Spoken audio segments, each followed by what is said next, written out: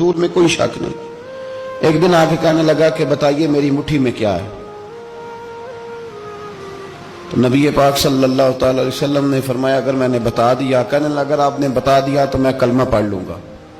حضور نے فرمایا میں نے بتا دینا ہے پر تو نے کوئی نہیں پڑھنا, میں بتا دینا ہے. کہا بتائیے. تو حضور نے فرمایا چل سودا کر لیتے ہیں, اگر جو تیری مٹھی میں ہے وہی بتا دے پھر تیرا کیا خیال ہے. تو نبی پاک صلی اللہ تعالی علیہ وسلم نے کہا کیا بھائی ابو جہل کی مٹھی میں؟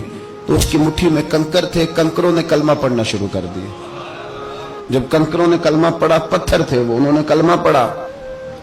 ابو جہل نے وہ کنکر زمین پہ پھینکے کہنے لگا اوہو تیرا جادو تو پتھروں پہاڑوں پہ بھی چلتا ہے. اب جملہ کہنے لگا ہوں سمجھ لینا. ابو جہل گوشت کا آدمی تھا, کنکر پتھر تھے, پتھر کلمہ پڑھ گئے. گوشت پوشت کا آدمی تھا پر کلمہ کیونکہ یہاں کیا تھا شک, اس نے آگے نہیں بڑھنے دیا. گوشت پوشت کا شخص ہو کے پتھروں سے آگے نکل گیا. نبی پاک صلی اللہ علیہ وسلم کی خدمت میں آیا. بلکہ وہ جو یہودی والی روایت ہے اس کے پس منظر میں بھی بعض محدثین نے لکھا ہے, اس کو بھی اسی نے بھیجا. کہنے لگا جاؤ نبی پاک سے جا کے کہو اگر وہ درخت آپ کا کلمہ پڑھے تو میں بھی پڑھ لوں گا. درخت, اب درخت ہوتے تو جاندار ہیں پر کلمے تو کوئی نہیں نہ پڑھتے. درخت سے بھی تو انسانوں سے کلمہ پڑھنے کی بات, اگر درخت پڑھے تو میں پڑھ لوں گا. نبی پاک صلی اللہ علیہ وسلم دور بیٹھے تھے, درخت دور تھا. اور امام سیوطی علیہ رحمہ نے لکھا ہے درخت بھی کیکر کا تھا. نبی پاک صلی اللہ علیہ وسلم نے فرمایا اس یہودی سے کہ تو جا کے درخت کو کہہ کہ تجھے نبی پاک بلاتے ہیں. فرمایا میں گیا تو پھر تم نے کہنا جادو کر کے بلایا ہے. احتیاط بھی کی, ہر چیز آنکھوں کے سامنے رکھی, تو جا کے کہہ کہ تجھے بلاتے ہیں. وہ بندہ گیا, جا کے کہنے لگا, اور امام سیوطی نے اس کو لکھا ہے, کہنے لگے اس نے نبی پاک کا نام بھی نہیں لیا کیونکہ ابو جہل اینڈ کمپنی کو پتا تھا کہ مصطفیٰ کے نام میں بھی بڑی برکت.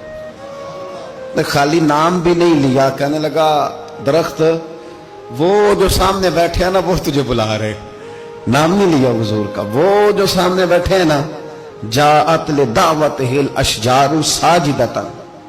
امام بوصیری کہتے ہیں درخت آیا اور سجدہ کرتا ہوا, زمین چیرتا ہوا آیا. کس طرح آیا؟ پہلے آگے جھکا, پھر پیچھے جھکا, دائیں جھکا, بائیں جھکا. یہاں بھی لکھنے والوں نے لکھا ہے کہ وہ نہ درخت اپنی جڑیں اکھیڑ رہا تھا. جب چلنا تھا نا اس نے حضور کی طرف آنا تھا تو آگے دائیں بائیں ہوا, جڑیں اکھیڑ رہا تھا.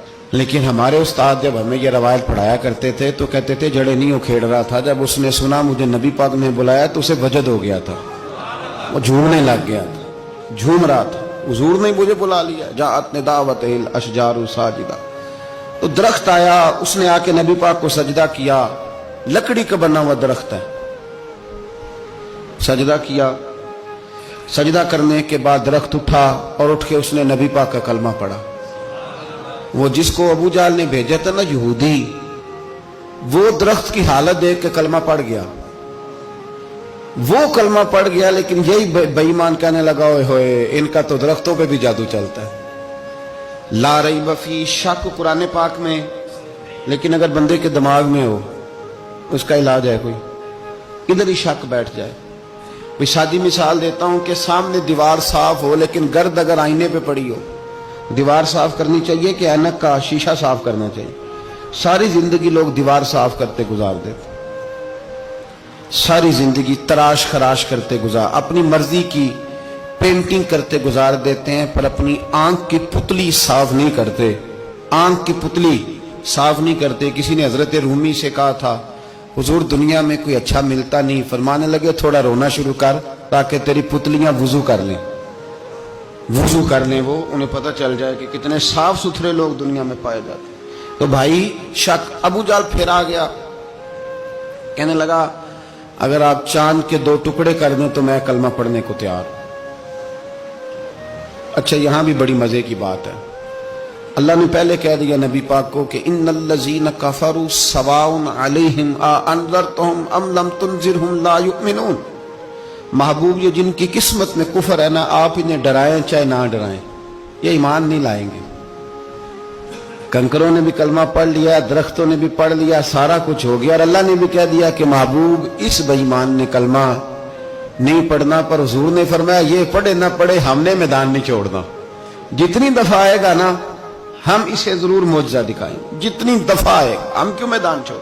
آگے کہنے لگا جی اگر چاند کے 2 ٹکڑے کر دیں تو اقتربت الساعۃ وانشق القمر، تو نبی پاک صلی اللہ علیہ وسلم نے انگلی کا اشارہ کیا، چاند 2 حصوں میں بٹا۔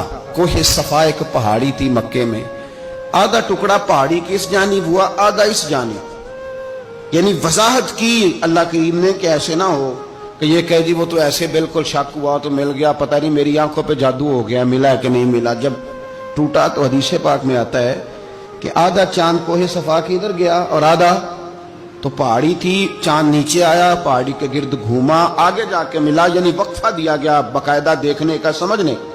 پوری دنیا میں جتنے لوگ اس وقت چاند دیکھ رہے تھے، ہندوستان تک روایتوں میں ملتا ہے کہ لوگوں نے گواہی دی کہ ہم نے چاند ٹوٹتے دیکھا ہے۔ زمانہ مان گیا، لوگوں کی چیخیں نکل گئیں، لوگ قدموں میں گر گئے، پر وہ جس کے دماغ میں شک تھا نا وہ نہیں مانا۔ شجر و حجر پہچان گئے پر انسان کی نظروں میں شک ہی رہا۔ دنیا میں سب سے مجبور، کمزور، بزدل، کم فہم بندہ وہ ہے جس کے دماغ میں شک ہے۔